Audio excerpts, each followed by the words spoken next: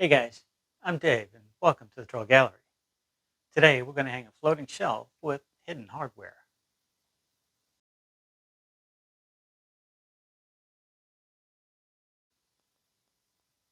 A while back I put out a video showing how I installed a couple of floating shelves between two cabinets. Now those shelves actually sat on cleats that blended in with the shelves themselves. And if you'd like to see that, I'll add a link below. Today we're going to use hidden hardware to hang the shelves to actually give it a true floating look. Let's see how that came together.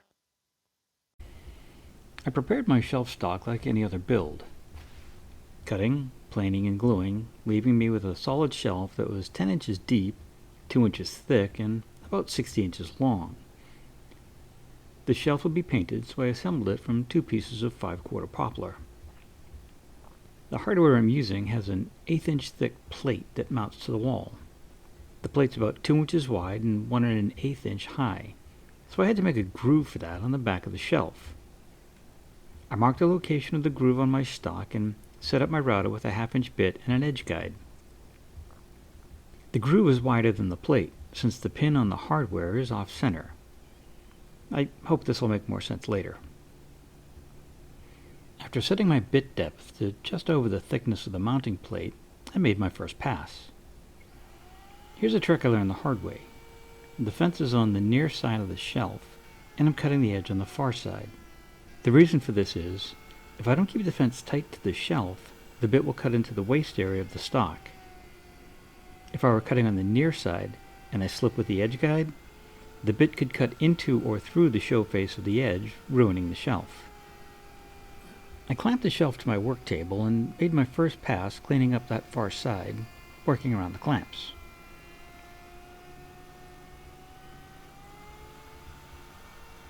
Then I moved the router and fence to the opposite side of the shelf and cleaned up the near side of the groove. Then I moved the clamps and finished that edge of the groove.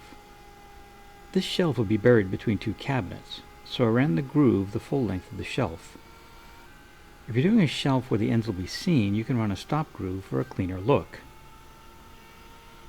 After adjusting the fence, I came back to clean up the material between the first 2 passes. First from one face and then the other.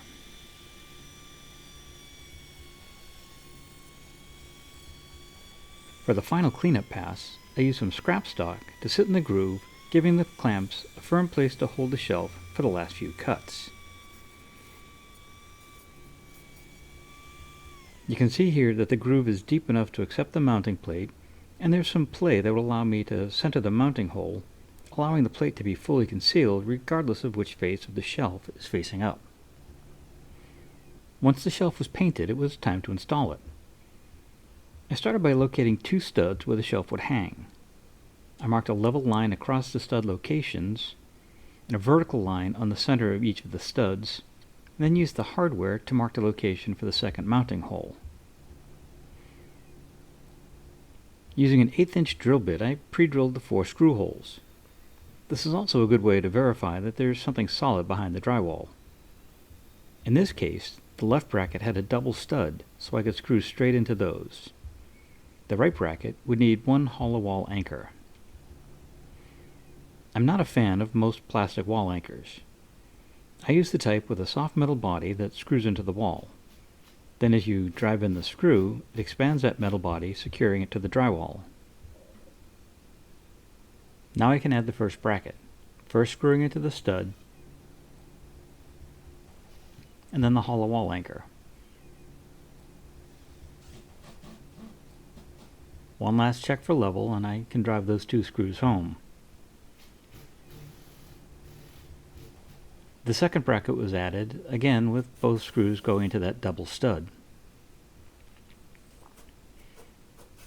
Rather than measuring where the brackets landed, I used a storage stick.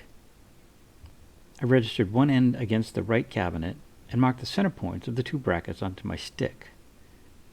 I also marked the right side of the stick so I would remember where my registration point was. Using my storage stick, I transferred those points to the shelf. I left about 1/16 of an inch of the stick overhanging the right side of the shelf. This will give me some clearance so that the shelf won't scratch the cabinet as it slides into place. These brackets need a 1/2 inch hole about 8 inches deep. I chucked up a bit with a stop collar in place, set the bit into my centering jig, and ensured that the stop collar was set to give me a hole 8¼ inches deep. Now I sent my centering jig over the shelf groove, carefully lining up the center line of its 1/2 inch hole with the first of my 2 marks. Drilling a hole this large can be tricky. Previously, I'd tried using a cordless drill, but that was a lot to ask.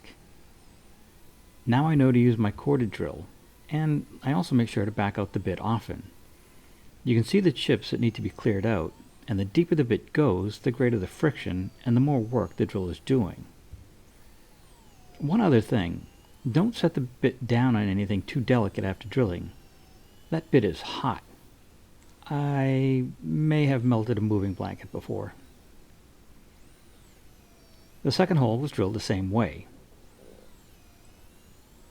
I'd like to say that with all my attention to detail, the shelf just slides onto the brackets. But let's be real. I'm working blind and with a bad wrist. It took a bit of fussing to get the brackets to line up with the holes. But once I got them started, the shelf really did slide into place. The shelf was a bit smaller than the space between the cabinets, but that was on purpose. The face frame on the left cabinet stuck out 1/4 inch past its side, and I left that bit of space on the right side so I wouldn't scrape the cabinet while putting the shelf in place. I had pre-made 2 pieces of trim in the shop from 3/4 inch wide by 1/4 inch thick strips of poplar, and I assembled them with miters and glue. The actual trim was finished with a small 1/4 round, but my SketchUp skills aren't all that. These trim pieces slid over the shelf and then up against the cabinets covering the gaps I had left. A few 23 gauge pin nails locks the trim in place and provides a little extra strength to their mitered corners. A little bit of touch-up paint and the addition of a cup rack and a picture, and this wall is ready to go. The hardware for this shelf is easy to use and has an 80-pound capacity. As long as you take your time and do your layout carefully, the shelf should slide right on the hardware. Love to hear your thoughts on this video. Was there something I could have done different, easier, smarter? Drop them in the comments below. If you enjoyed this video, maybe give us a thumbs up and share it with your friends. And if you haven't already,